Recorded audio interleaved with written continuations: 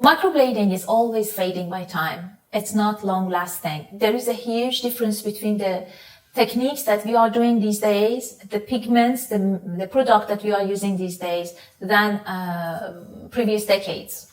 Previous decades, in the history of tattooing, they meant to make it longer lasting. The pigments and inks, actually, is better to say, that they were using was inclusive of a lot of carbon oxide or nickel and iron oxides that make the pigment very much longer lasting. But from the other side, it has its own damages. After 10 years, develop allergies to the body and some other things that is unknown to everybody.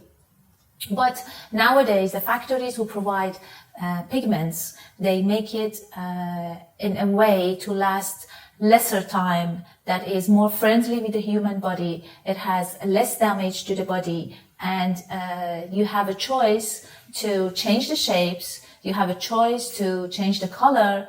By the time we get a saggy skin and aging, change the shape of the eyes and eyebrows. So considering all these different things, it's better that our eyebrow color fade away and then we have a choice to do it again.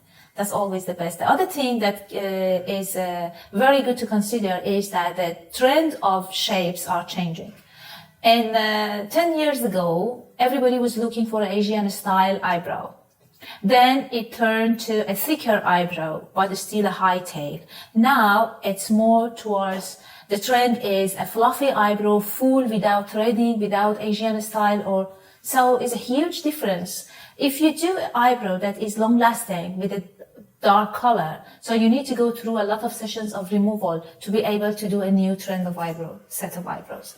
So it's good that it's fading, it's a good choice.